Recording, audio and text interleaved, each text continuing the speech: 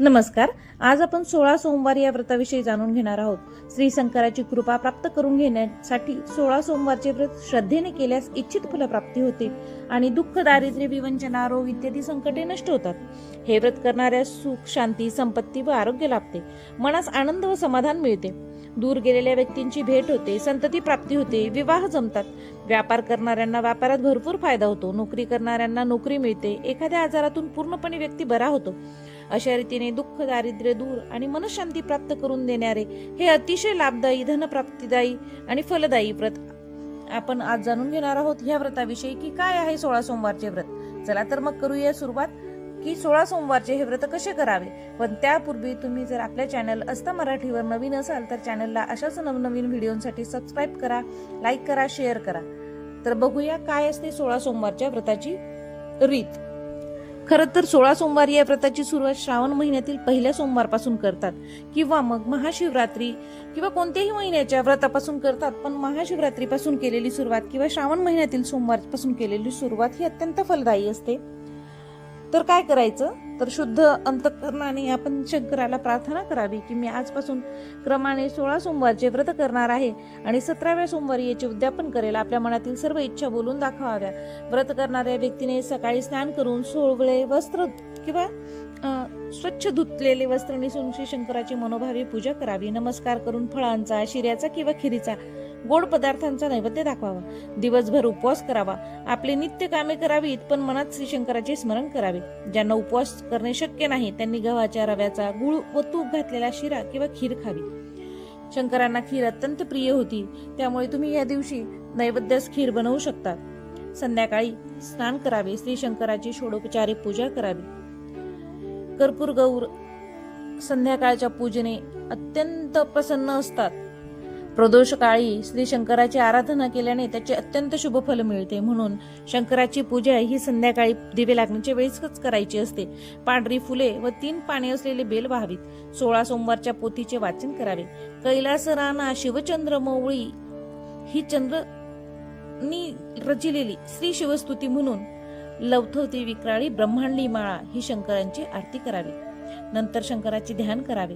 मनातल्या मनात श्री शंकराला आपली इच्छा सांगून ती पूर्ण करण्याची प्रार्थना करावी.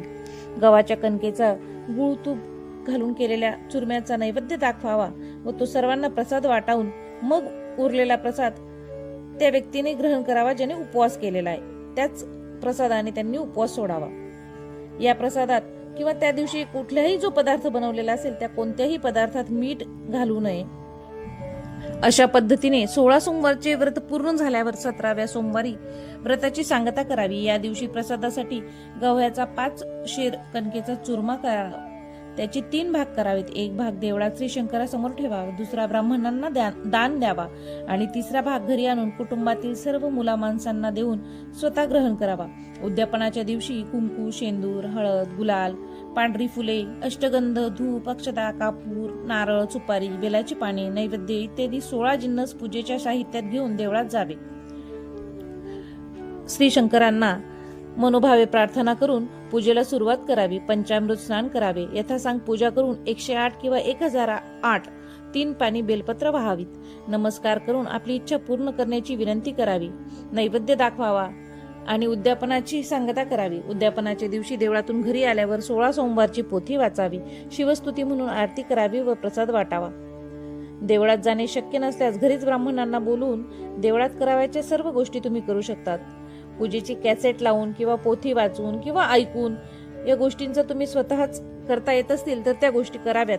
या दिवशी कुटुंबातील सर्वांना पंचपक्वानांचे भोजन करावे. गायीला चारा द्यावा. हे व्रत भक्तिभावाने करावे. उगाच देवाजवळ आपल्या श्रीमंतीचे, वैभवाचे प्रदर्शन करू नये. हल्ली लोक 16 जोडप्यांना जेवायला बोलवतात. त्यांना साडी, कपडे, दागदागिने भेटवस्तू म्हणून देतात. काहीही अवाजवी जे आपल्याला शक्य असेल तेवढंच दानधर्म करावा. उगाच कोणी करतं, समोरचा व्यक्ती करतो म्हणून ते करत बसू नये. तर नम्रतेने व श्रद्धेने देवाला संतुष्ट करायचं असतं. कारण देव भक्तीचा भुकेला आहे, तुमच्या श्रीमंतीचा नाही. देवपूजेच्या वेळी म्हणायचा मंत्र मी तुम्हाला सांगते. तो मंत्र काय आहे ते जाणून घेऊ.